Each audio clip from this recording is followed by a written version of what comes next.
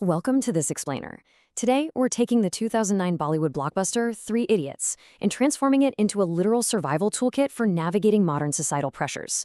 If you've seen this film, you already know it's an absolute landmark of Indian cinema. It perfectly blends these amazing, laugh-out-loud moments with some really heavy, profound social commentary.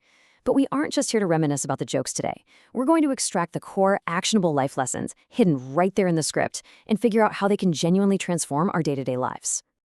Okay, so let's jump right into this with the film's absolute most famous mantra.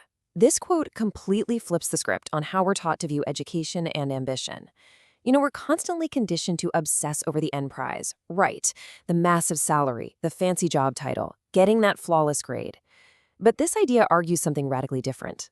It's telling us that if we actually focus on the learning itself, driven by genuine, real-world curiosity, instead of just freaking out over exams, we become truly great at what we do.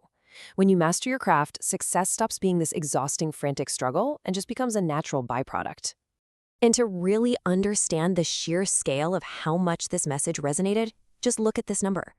This was the very first Indian film to gross over 300 crore rupees worldwide. I mean, that is staggering. This wasn't just a movie anymore, it was a full-blown cultural event.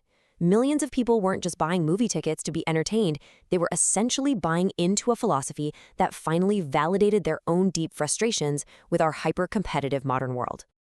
And that phenomenon, it definitely didn't stop at India's borders. The message spread like wildfire across East Asia, becoming a massive, massive hit in places like China and South Korea. Why? Because it dared to challenge those intense, pressure cooker education systems and the crushing weight of parental expectations that students over there deal with every single day. Masterfully directed by Rajkumar Hirani, this bold story didn't just win over fans across the globe, it totally swept the Filmfare Awards and picked up 3 National Film Awards along the way. Now, the absolute genius of the film lies in how it sets up the fictional Imperial College of Engineering. It's like a microcosm of society where every single character represents a totally different survival tactic for high-stress environments.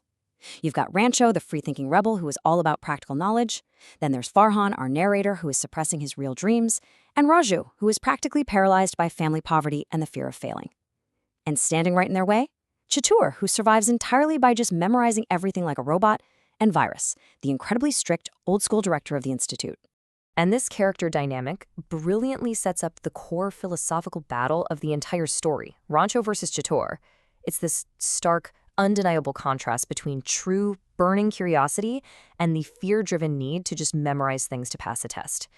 Chatur basically represents that exhausting treadmill we all know, chasing success and status at absolutely any cost. Rancho, on the other hand, embodies the pure joy of practical knowledge. He proves that real learning only happens when you actually want to understand how the world works, not just when you're trying to beat the guy sitting next to you. Remember that absolutely iconic scene where Rancho is asked to define a machine? He gives this incredibly simple, straightforward answer. He just says it's anything that reduces human effort, and then gives a super practical, easy-to-grasp example. But what happens? The professor immediately rejects him and instead praises Chatur's jargon-heavy, overly complicated, practically robotic textbook answer. Because hey, why rely on plain old common sense when you can just recite a dictionary, right? So the crucial takeaway here is that true intelligence is not about memorizing big words or sounding incredibly complicated. In our society today, complexity is so often mistaken for intelligence. We tend to think, oh, they're using big, confusing words, they must be a total genius. But the reality? True mastery is the ability to fundamentally understand a concept and then explain it simply. If you literally cannot break something down to its absolute simplest form, you just don't really understand it.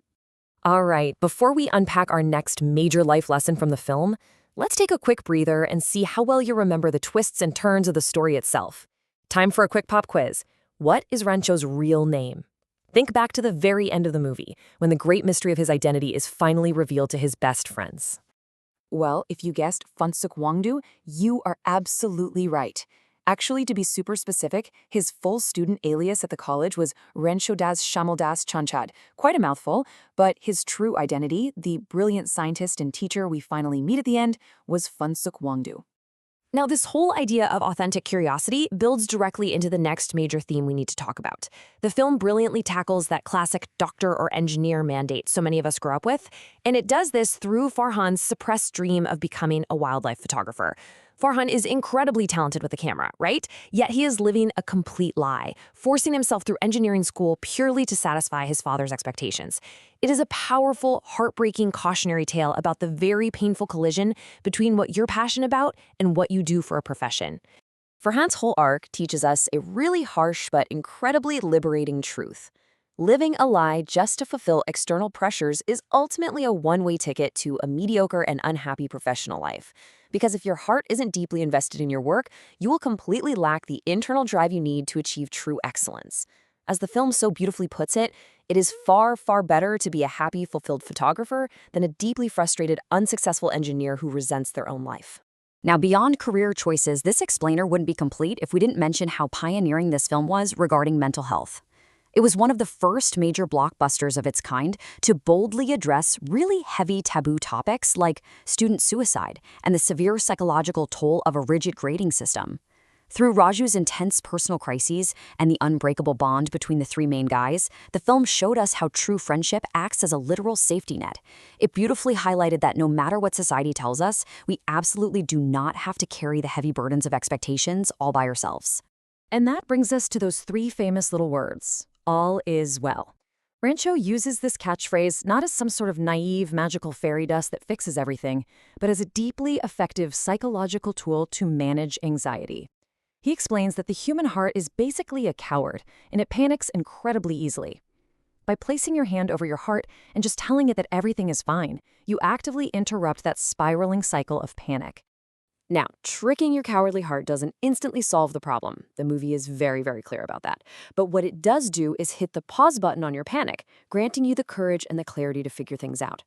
Calming your immediate fears basically lowers the emotional temperature in the room, giving your brain the mental space it needs to step back, analyze the situation logically, and actually tackle the problem at hand.